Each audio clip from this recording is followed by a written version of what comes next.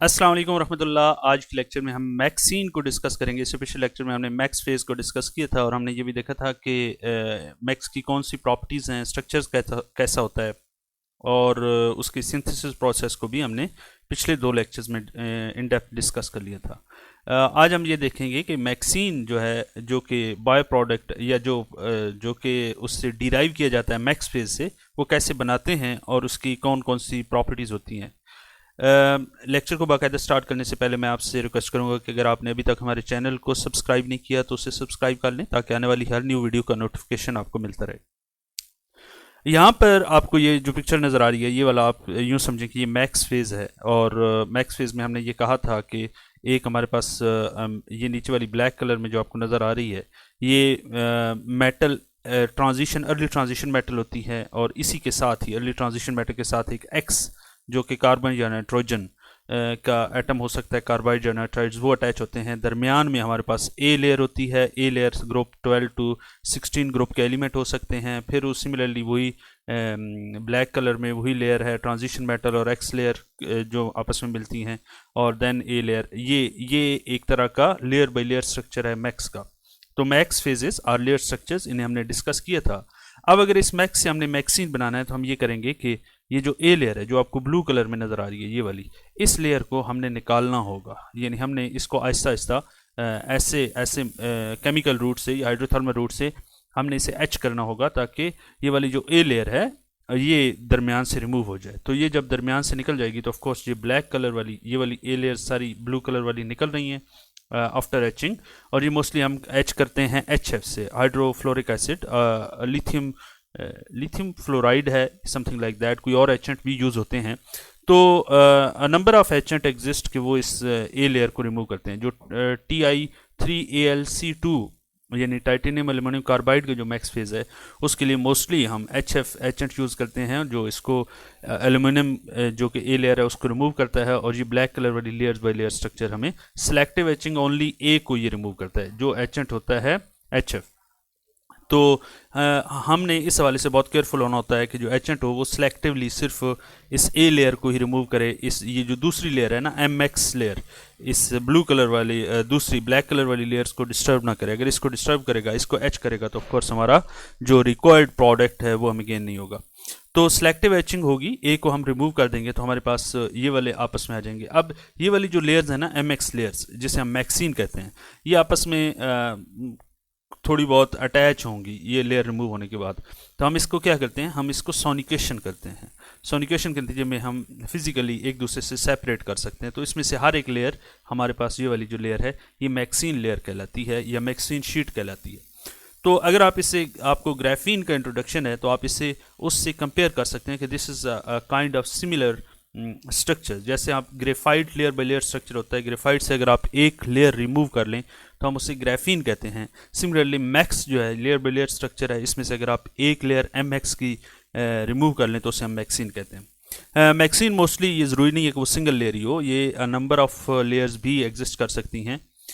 तो फिज़िकली हम इन्हें सेपरेट करते हैं और सिंगल लेयर्स को भी या ग्रुप ऑफ फ्यू लेयर्स को भी हम कह सकते हैं कि ये मैक्सीन शीट्स हैं। ये तो था टोटली सिंथेसिस प्रोसेस भी हो गया और आपको इंट्रोडक्शन भी मिल गया मैक्सीन का। आगे चलते हैं और हम ये देखते हैं कि मैक्सीन का स्ट्रक्चर कैसे होता है। ये मैक्स फेज है, इसका स्ट्रक्चर हमने कल देखा था कि ये वाला जो आपके पास ये ट्रांजिशन मेटल है M है, और ये स्मॉल में आपको कार्बन या नाइट्रोजन नज़र आ रही है, तो ये एक लेयर है MX लेयर। इसके दरमियान ये जो रेड कलर में आपको एल्यूमिनियम एटम नज़र आ रहे हैं, तो ये एल्यूमिनियम की एक लेयर है। देन आपके पास वही MX लेयर है, फिर नीचे एल्यूमिनियम है। तो ये लेयर बाय लेयर स्ट्रक्चर है। अगर आप इस रेड कलर वाली यानी एल्यूमिनियम, टाइटेनियम एल्यूमिनियम कार्बाइड के केस में जो मैक्स फेज है, उसमें से अगर आप इस रेड कलर वाली एल्यूमिनियम शीट को रिमूव कर दें बाय HF ट्रीटमेंट, तो आपके पास कुछ इस तरह का स्ट्रक्चर मिलेगा। प्रैक्टिकली जो इसकी सिंबॉलिक रिप्रेजेंटेशन है, इसमें से जब आपने इसको रिमूव कर दिया एल्यूमिनियम को, तो इसका मतलब है कि आपने ए को निकाल दिया और MX रह गया। तो आपने ए को बीच में से निकाल दिया, MX रह गया, और ये जो आपको बीच में ब्रोकन बॉन्ड नज़र आ रहे हैं, ये बुनियादी तौर पे एल्यूमिनियम शीट के निकलने की वजह से यहाँ पर ब्रोकन बॉन्ड है। अब यहाँ पर मुमकिन है कि आपके पास जो एचेंट यूज़ कर रहे हैं HF है, तो फ्लोराइड आयन भी यहाँ पर अटैच हो सकते हैं। यहाँ पर OH आयन भी और O ऑक्साइड आयन भी अटैच हो सकते हैं। तो आप ये कह सकते हैं कि मैक्सीन की जो शीट्स हैं ये इसके ऊपर फंक्शनल ग्रुप अटैच हो सकते हैं ऊपर नीचे, और इन फंक्शनल ग्रुप की वजह से ये आफ्टर सोनिकेशन हमने रिमूव कर ली। ये देखें ना, आपको ये शीट्स मिली आफ्टर सोनिकेशन, आपको ये अलग अलग आपने कर लिया, इन शीट्स को, 3 शीट्स को आपने अलग अलग कर लिया। एक बात और कि इसका जो फ़ायदा है मैक्सीन का कंपेयर टू ग्राफीन, वो ये है कि मैक्सीन शीट्स को आप फंक्शनल ग्रुप अटैच इनहेरेंटली हो जाते हैं फ्राम द एजेंट, और इसका फ़ायदा इलेक्ट्रिकल प्रॉपर्टीज़ इंप्रूव होता है। मैक्सीन की मुख्तलिफ एप्लीकेशन में इसकी फंक्शनल ग्रुप अटैच होने की वजह से हम इसे मुख्तलिफ तरह की एप्लीकेशन में बहुत ज़्यादा करामद होता है कि आप मुख्तलिफ जगहों पे मुख्तलिफ सर्फेसिस के ऊपर ग्राफीन को अटैच कर सकते हैं, या मुख्तलिफ बायोमालिक्यूल्स को मैक्सीन शीट के ऊपर इन फंक्शनल ग्रुप के साथ एडहेयर कर सकते हैं। देन मूविंग फॉरवर्ड हमारे पास आगे ये है कि अगर एक्सरे एनालिसिस आपको दिखाया जाए मैक्सीन और मैक्स फेज़ का, तो वो ये है कि ये आपको Ti3AlC2 जो मैक्स फेज़ है उसका एक्सरे डिफ्रैक्शन एनालिसिस नज़र आ रहा है। आपको यहाँ पर एक पीक मिलती है, ये तकरीबन 989 पर एक पहली पीक मिलती है, दूसरी 004 प्लेन की आपको 18 पे मिलती है। ये मैक्स फेज़ की इनहेरेंट पीक्स हैं, यहाँ से आपको आइडेंटिफाई होगा कि आपका मैक्स फेज़ बना है या नहीं। अगर आप इसे एच करेंगे तो आफ्टर एचिंग ये जो सबसे ज़्यादा चेंजेस आएंगे वो ये आएगा कि ये जो बड़ी हाईएस्ट इंटेंसिटी पीक है मैक्स फेज़ की, ये आपकी रिमूव हो जाएगी।